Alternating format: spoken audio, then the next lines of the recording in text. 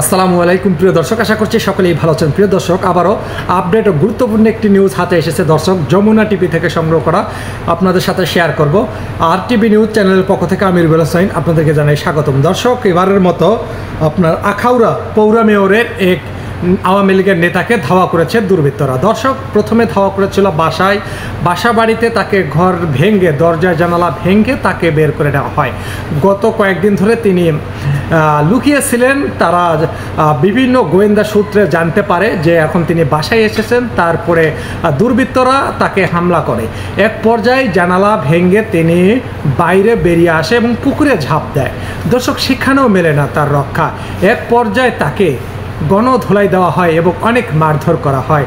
প্রিয় দর্শক, তারপরে যখন ওনাকে অনেক মারধর করা হয় উপরে, তার আগে কিন্তু তাকে ঘরের ভিতরে গণপিটুনি দিয়েছে জনতা।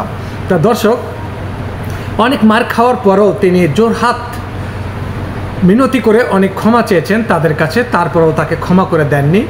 দর্শক, তিনি কি এমনটাই ভুল করেছিল যা জনগণের কাছে মাপযোগ্য নয়। দর্শক, আওয়ামী লীগ সরকার যখন ক্ষমতায় ছিলেন, আওয়ামী লীগ সরকার যেসব দুর্নীতি করেছেন সেদিকেই তারা সাপোর্ট করেছেন, তার প্রতিকার করেনি এবং জনগণের কাছে একবারও তারা সে বিষয়গুলো খুলাসা করেনি।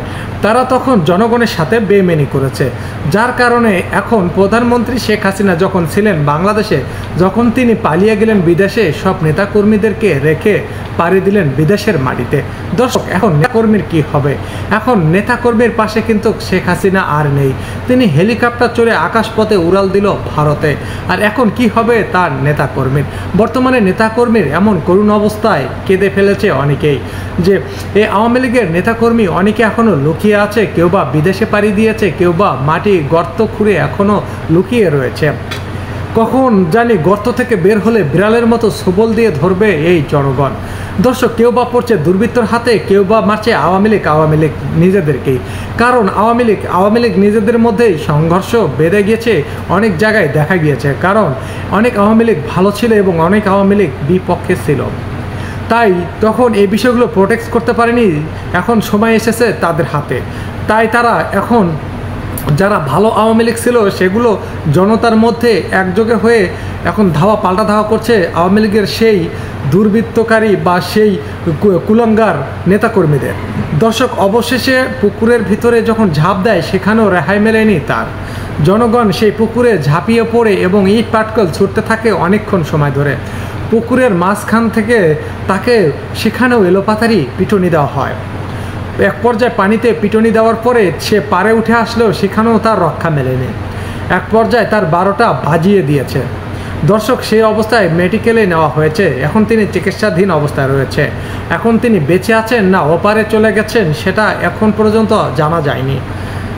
দর্শক, যদি পরে আপডেট নিউজ আছে বিষয়টা আমি আপনাদেরকে জানানোর চেষ্টা করব।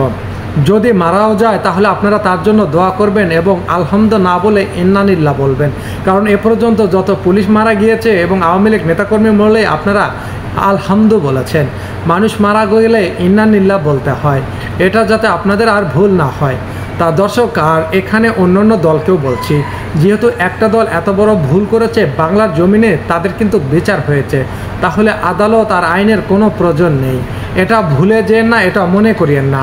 যেহেতু বাংলার জমিনে তাদের বিচার করা হয়েছে, যেসব দল রয়েছে তারাও যেন সঠিক পথে চলেন এবং বাংলাদেশে যে সকল জনগণ আছে সবাইকে স্বাধীনভাবে রাখার চেষ্টা করবেন। যে কোনো দল এই কথাগুলো বা এই চিত্র, এই ভিডিও ফুটেজগুলো বা এই ইতিহাসটা মনে রাখবেন, যে কখনো কোনো ভুল করা যাবে না এই আওয়ামী লীগ সরকারের মতো। যদি আপনারাও এরকম ভুল করেন তাহলে জনগণের হাত থেকে এমন অবস্থা হবে আপনাদেরও। মনে রাখবেন, যে দলে ক্ষমতায় যান না কেন, সেটা বিএনপি, জামায়াত হোক বা শিবির হোক বা জাতীয় পার্টি হোক বা জনগণের প্রতিনিধি কোনো সরকার হোক, এই চিত্রগুলো মনে রাখবেন। দেশ কীভাবে শান্তিতে থাকবে, জনগণ শান্তিতে থাকবে, সেইভাবে দেশ চালাবেন। যদি এই শেখ হাসিনা বা আওয়ামী লীগের মতো উল্টা হয় তাহলে এরকম পরিস্থিতি আপনাদেরও হবে, বিষয়টা মনে রাখবেন। তা দর্শক, আপনাদের মতামত অবশ্যই কমেন্ট বক্সে লিখে জানাবেন, আর কোন ধরনের ফুটেজ নিয়ে কাজ করব সে বিষয়টাও তুলে ধরবেন। আপনাদের সাথে আবারও দেখা হচ্ছে পরবর্তী নেক্সট কোনো ভিডিওতে। আল্লাহ হাফেজ।